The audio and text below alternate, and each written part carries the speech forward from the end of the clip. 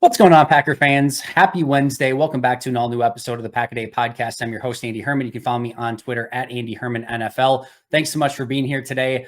I'm joined once again by my good friend, Sam Monson. You can follow him on Twitter at PFF_Sam. He is the lead PFF NFL analyst. You can also find him as the co-host of the PFF NFL pod. Sam, great to have you back. How the heck are you doing?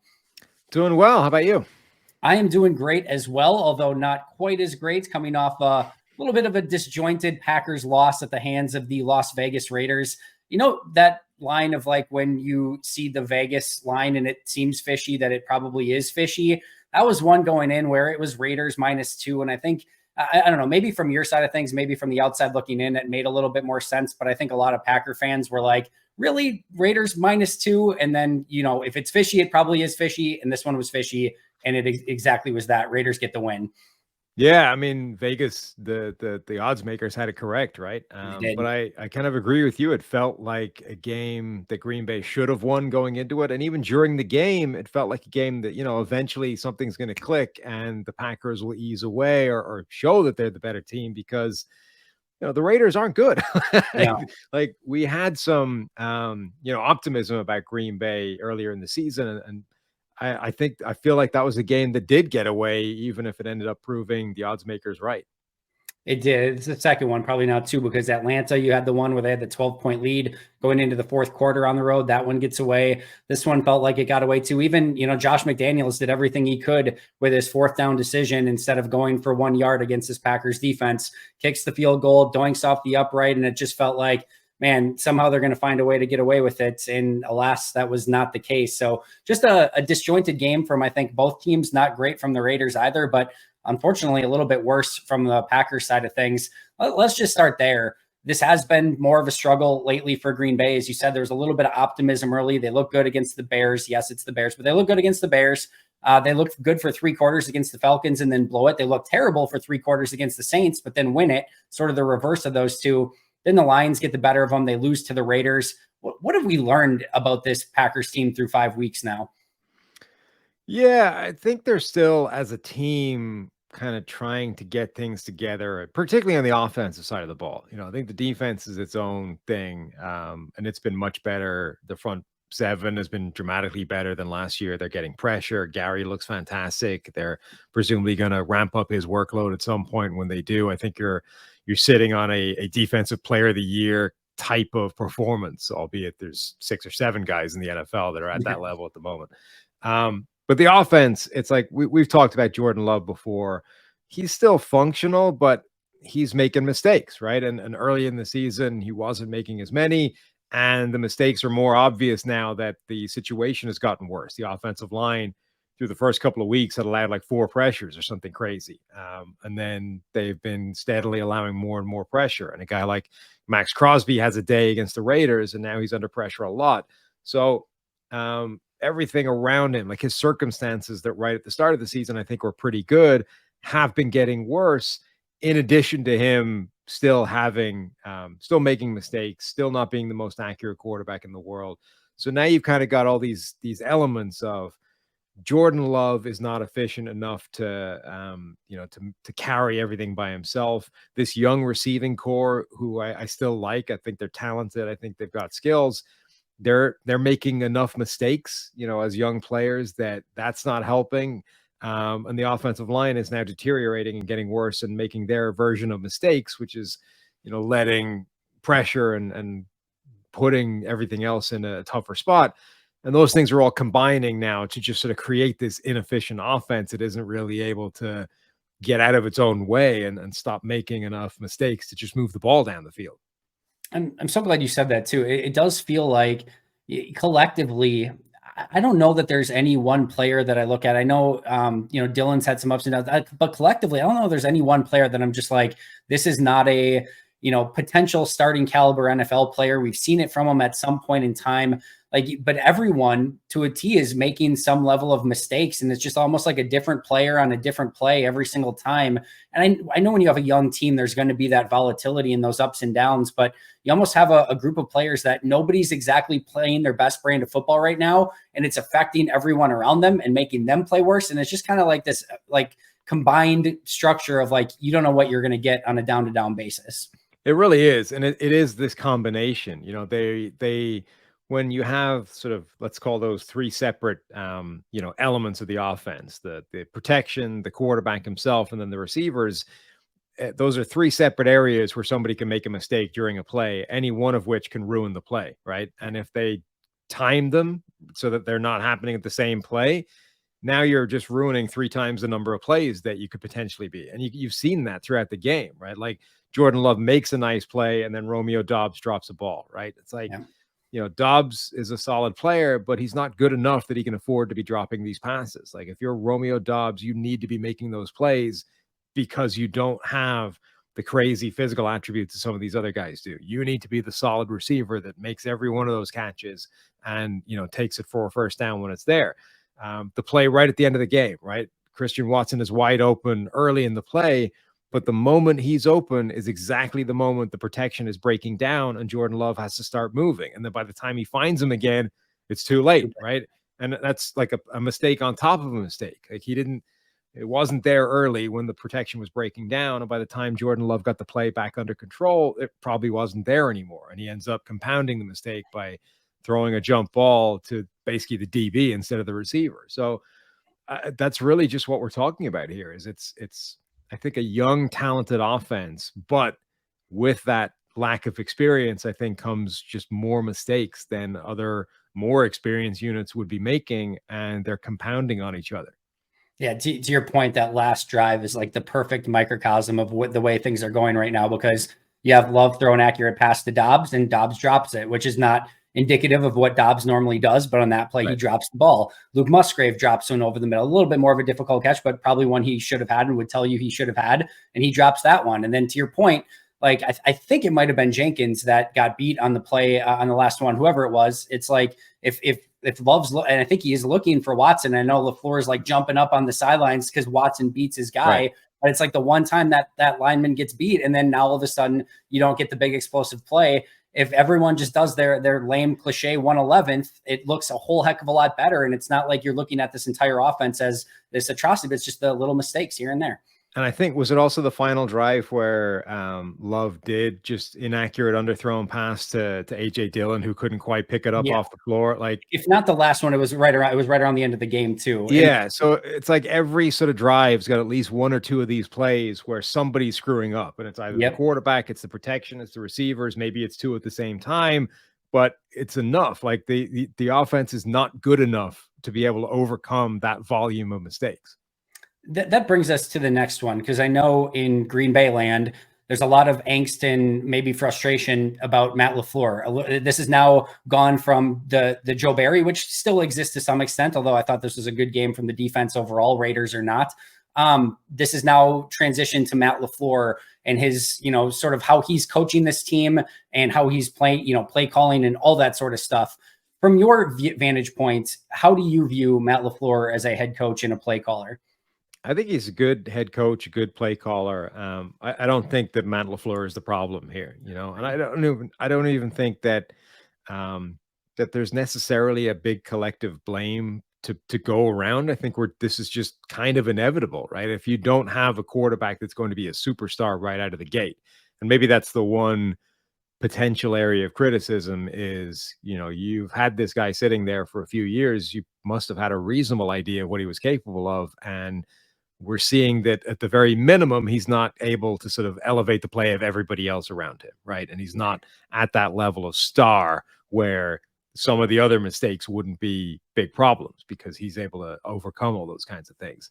But with the talent that they have, with the roster in the current state that it is, which is not to say bad, but young and inexperienced and, needs development and seasoning and work and time together, I think this is kind of inevitable. This is what you're going to get, is some of these mistakes that other teams just aren't going to make. And all you can hope to do is to keep working at it. And hopefully there's a path through to the other side of that, where this group does improve and develop and grow together. And then you have like a potentially very formidable group. Yeah, I think so too. And you could tell in his press conferences, he's frustrated right now. It sounds like they had a pretty long, and my guess is probably pretty intense team meeting when they got back to Green Bay before they left for the bye week. you can tell they're a little bit searching for answers right now. I've kind of said I think Matt LaFleur, the play caller, is in a tough situation because he's trying to run the ball, but they can't run the ball. He's trying to get the ball downfield to open some things up, and they've been really inefficient throwing the ball deep. All of a sudden, you get to a point where you can't hit things deep and you can't run the football. They're not biting on play action quite as much, which we've seen from a couple of Jordan Love's interceptions recently. And it just like all of a sudden, there's not a whole heck of a lot. He's tried some screenplays this week. Those didn't work. It's like your playbook gets pretty thin if all of a sudden everything's not working the way that you're expecting it to. Yeah, the one thing I would say is that they've been historically bad at the deep ball. I wouldn't go away from that. Like I don't think that Jordan Love is somehow incapable of attempting a deep pass, or is always going to be like the least efficient quarterback in the NFL at the deep ball. And that's the one thing that changes everything. If you hit a couple of those plays, those explosive plays are everything. So it's been really bad. I'm not saying it hasn't been, but I wouldn't use that as an excuse to go away from it because it'll probably come back in your direction at some point. And B, if you can hit those, like that's the thing that changes how teams defend you. All right, here's the most important question and what's been distracting me for the last 5 minutes. Is that a Mutant League football poster right behind you? It is, yeah. It's Amazing. a canvas thing, like a full canvas job. My brother got me that for a birthday a couple of years ago. That is absolutely amazing. That I have been now distracted, like trying to figure out exactly what it is, but now I am very, very jealous. All right, on back to the Packers now that I got that out of the way and can stop focusing on it, hopefully. Jordan Love, we talked about a little bit already. I think for the most part, this has kind of been the same Jordan, but we've seen his adjusted net yards per attempt go down every single week. We've seen his passer rating basically go down every single week. It felt like this was Jordan's worst game yet. I think you guys had it graded as such as well. Is this just declining, because teams are figuring him out? Do you view this as his worst game yet? Or how do you kind of view his progression or regression at this point?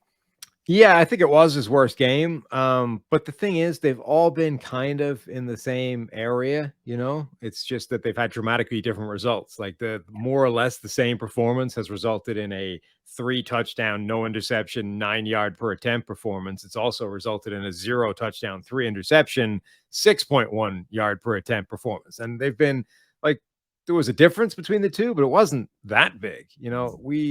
I think the concerning thing in terms of Jordan Love is that we had this whole conversation of, he comes out, he's a very raw prospect from Utah State, who made a lot of mistakes, was a sort of volatile, big play, bad play type of quarterback, came off a bad year. The year before he came into the NFL was by far the better one. Not necessarily his fault, like things changed around him and all those kinds of things. There were reasons for it, but that's always a sort of a noteworthy element of a prospect, I think, is when they're coming into the NFL off a bad year. And then he was sort of the perfect prospect, basically, to sit and learn, right? If you were saying what kind of QB would we want to sit and develop from the bench for like 3 years, he's exactly the kind of guy you would want. It was a perfect situation for that. But then now we're, 5 weeks into this starting season, and he might just be the same guy he was when he came into the NFL. And that, I think, is a concerning or a potentially concerning thing for Green Bay. Is we're still looking at a guy who makes too many big mistakes. We're still looking at a guy who's not the most accurate quarterback in the world. And then it's just a case of like where that balance lands in any given week, right? If he makes 2 really bad mistakes, you're in trouble. If he makes 1, you're probably okay. If he doesn't make any, it's a clean game. He ends up with a really nice stat sheet, and we're sort of talking ourselves up about Jordan Love's potential. But those are like the sort of random swings of a quarterback that is capable of having those kind of highly volatile big mistakes. Yeah, I think that's fair. And I think it just all brings everything back to the margin for error right now in Green Bay against Chicago in some of those games where the protection is good and maybe they don't have the level of pass rusher of an Aiden Hutchinson or a Max Crosby that they've seen the last 2 weeks, and your receivers aren't dropping balls as much, things look pretty darn good. And then when you get more against a team that maybe has a couple of those defenders, the offensive line isn't protecting quite as much. You have some receivers dropping balls. You have Jordan not maybe seeing the field quite as well. And all of a sudden, the stat line looks a heck of a lot different. But it's just that margin for error is so slim all the way around for this young Green Bay team right now. Yeah, and look, that's there are other quarterbacks in the NFL who are that sort of style, right? The big mistakes, highly volatile. But where you can make up for those mistakes is being more efficient or making more big plays. Josh Allen is this style of quarterback, but Josh Allen has improved his accuracy and his efficiency, and he makes more big plays. So those two things working together are why Josh Allen can make that volume of mistakes and still look like an MVP caliber quarterback. Love, something needs to change, right? Either the big mistakes need to get cut down, and history says that probably doesn't happen because those quarterbacks tend not to. That's part of their game. That's part of their makeup. So the other two things that can change are he needs to ramp up the volume of big plays he's making. And that's where we talked about keep taking the deep shots, right? Keep going, because that's how you can offset a big mistake. Or he needs to get more efficient. He needs to get more accurate. He can't drop the ball at the feet of a running back when it's a relatively simple pass that he needs to, like, those are plays he needs to hit. And it's possible to do that. Again, we've seen that Josh Allen, Lamar Jackson, guys have improved that level of sort of baseline simple accuracy. But it doesn't happen that often.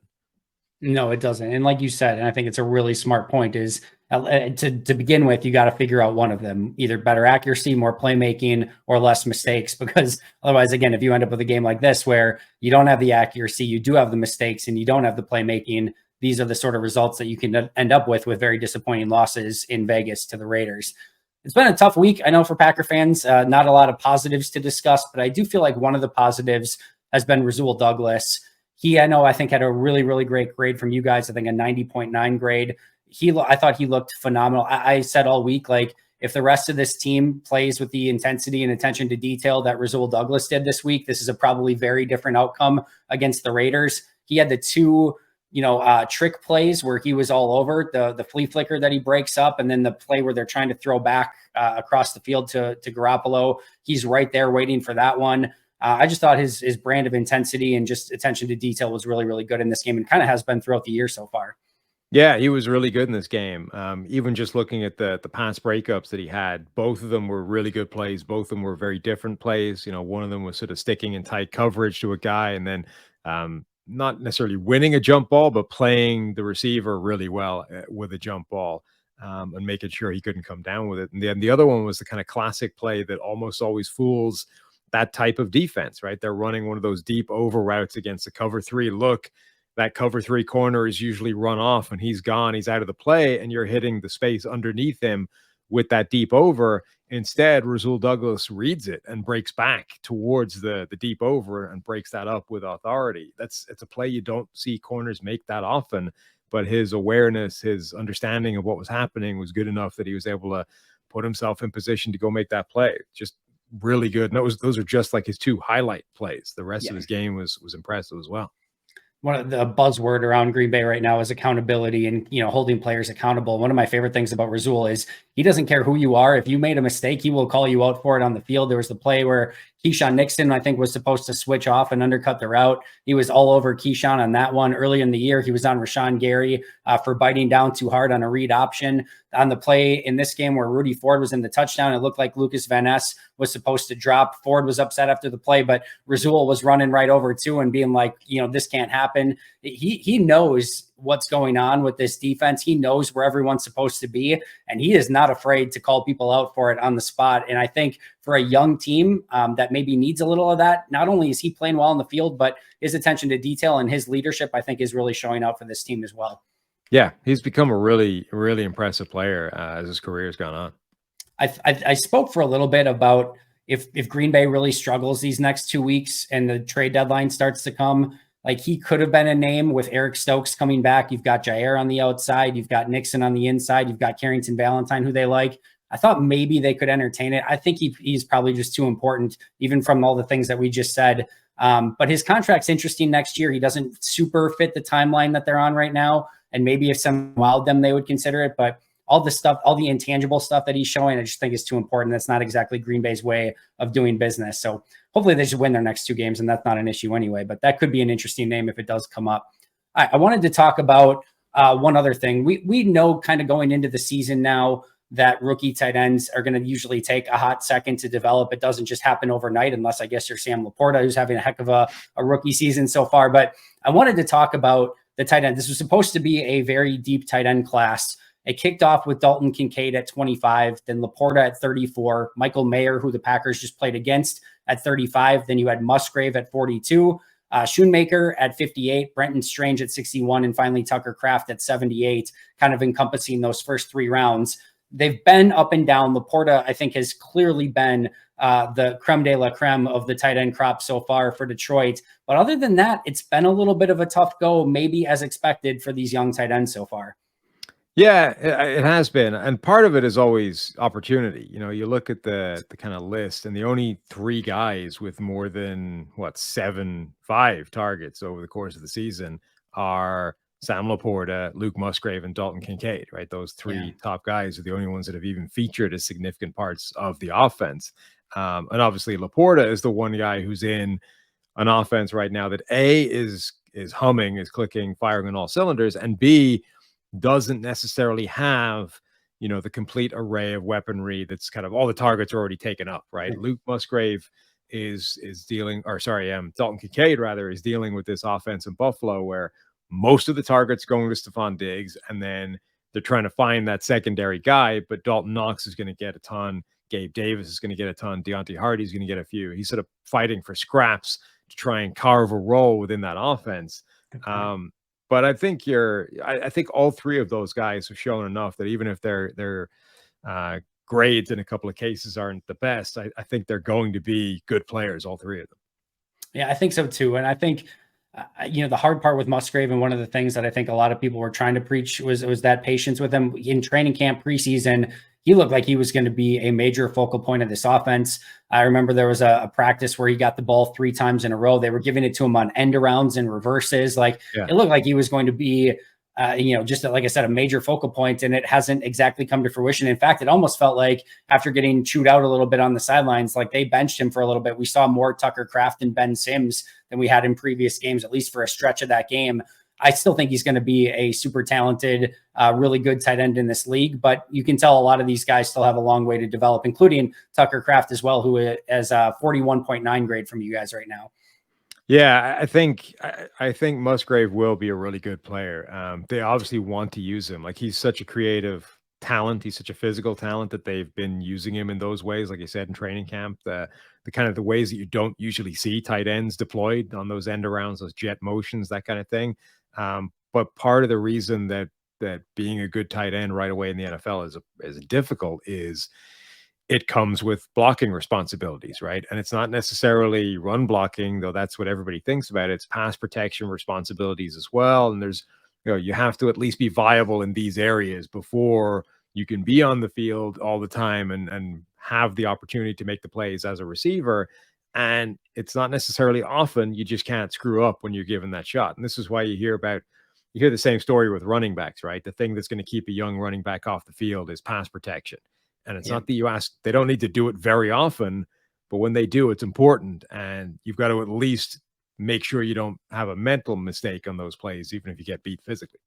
Yeah, big time. And you could tell, I'm not saying it's Musgrave's fault. Don't know the play call, but there were a few times in this game where Musgrave was in the same spot as some other receivers on the field. And you just tell both with Kraft and Musgrave that you can still see them thinking out on the field. And that's going to take a little bit of time, which we kind of expected going in.